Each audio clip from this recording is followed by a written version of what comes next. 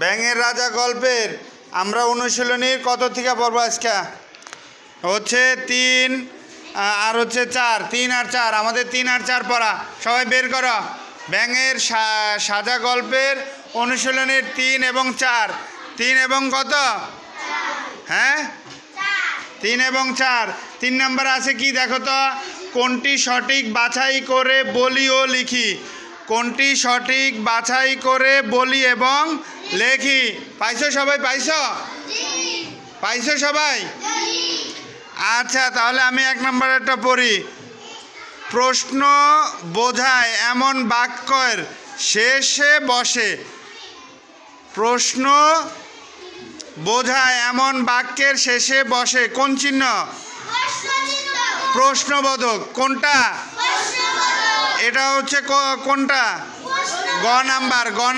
গ নাম্বার দেখো প্রশ্নবোধক চিহ্ন কি চিহ্ন দ্বিতীয় নাম্বার আসো পিঁপড়া পিলপিল করে খেলে সরি পিঁপড়া পিলপিল করে গেল কোথায়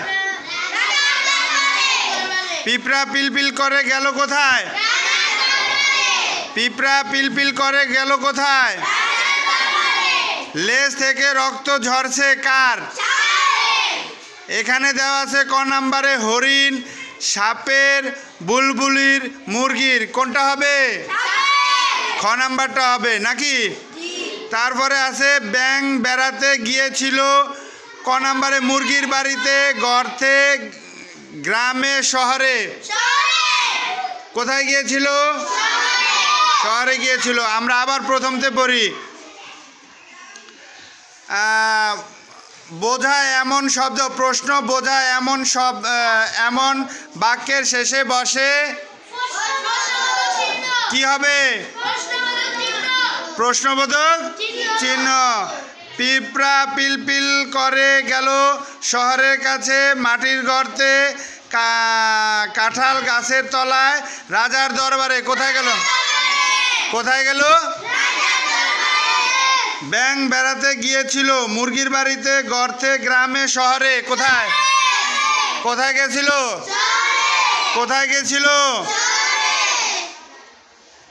তারপরে 4 নম্বরে বলি এবং লিখি 4 নম্বরে আছে কি 4 নম্বরে আছে কি আসো 1 নম্বর প্রশ্নটা আমরা দেখি ক নাম্বারটা পিঁপড়া রাজার দরবারে গেল কেন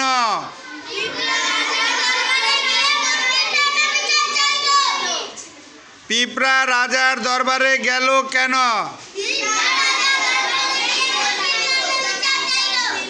আচ্ছা আমি যে কোনো একজনকে জিজ্ঞেস করি নোমান প্রশ্নের উত্তর দাও পিঁপড়া রাজার দরবারে গেল কেন পিঁপড়া রাজার দরবারে গিয়ে মুরগির নামে বিচার চাইল ধন্যবাদ ওর জন্য একটা হাতের তালি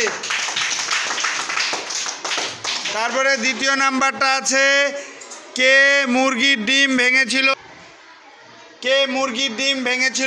সাপ পালাতে গিয়ে মুরগির ডিম ভেঙে ফেলেছে তারপরে বুলবুলি কোথায় ঢুকে পড়েছিল বুলবুলি গর্ত মনে করে সারসের মুখে ঢুকে পড়েছিল কিভাবে ব্যাঙের গায়ে দাগ হলো রাজার সিপাহীরা ব্যাঙটাকে টানতে কাঁঠাল গাছের তলায় নিয়ে গেল মারতে লাগলো চাবুক কিন্তু বারবার চাবুক গিয়ে লাগলো কাঁঠাল গাছের ডালে সেই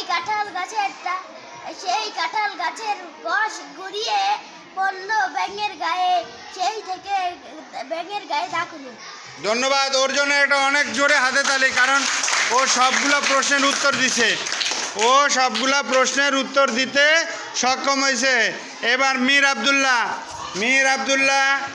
আমরা 4 নম্বর প্রশ্নগুলো তোমার থেকে জিজ্ঞাসা করি বলি ও লিখি 1 নম্বরে আছে পিঁপড়া রাজার দরবারে কেন গেল পিঁপড়া রাজার দরবারে মুরগির বিচার চাইতে গেল খ নম্বরে কে মুরগির ডিম ভেঙেছিল সাপ পালাতে গিয়ে মুরগির ডিম ভেঙে ফেলেছে বুলবুলি কোথায় ঢুকে পড়েছিল বুলবুলি সারসের মুখে ঢুকে পড়েছিল তারপরে কিভাবে ব্যাঙের গায়ে দাগ হলো ধন্যবাদ একটা হাতে তালি মীর আব্দুল্লাহর জন্য এবার সোহানা দাঁড়াও পিঁপড়া রাজার দরবারে গেল কেন? পিঁপড়া রাজার দরবারে গেল মুরগির বিচার নিয়ে। তার কে মুরগির ডিম ভেঙেছিল? সাপ মুরগির ডিম ভেঙেছে। বুলবুলি কোথায় ঢুকে পড়েছিল? বুলবুলি গর্ত মনে করে সারস পাখির মুখে ঢুকে পড়েছে। কিভাবে ব্যাঙের গায়ে দাগ হলো? সিপাহী ব্যাঙেরকে কাঁঠাল গাছের তলায় নিয়ে গেল। চাবুক মারতে লাগলো, কিন্তু চাবুক কাঁঠাল গাছে লাগলো। সেখান থেকে গড়িয়ে কষ করে ব্যাঙের গায়ে দাগ হয়ে গেল। ধন্যবাদ সোহানার জন্য, জোরে একটা হাতে তালি। ধন্যবাদ, অনেক ধন্যবাদ সোহানা। এরপরে মেহতাব, দাঁড়াও। পিঁপড়া রাজার দরবারে কেন গেল? কেন? রাজার দরবারে মুরগির বিচার নিয়ে গেল। কে মুরগির ডিম ভেঙেছিল? সাপ পাড়াতে গিয়ে মুরগির ডিম ভেঙেছিল। বুলবুলি কোথায় ঢুকে পড়েছিল?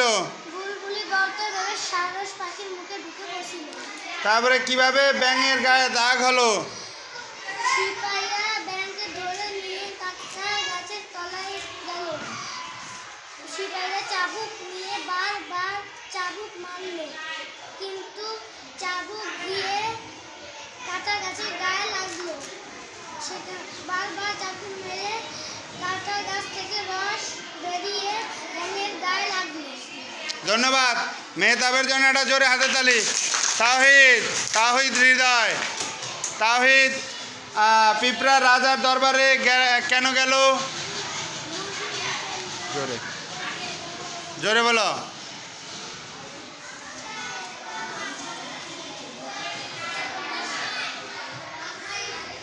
জোরে বলো।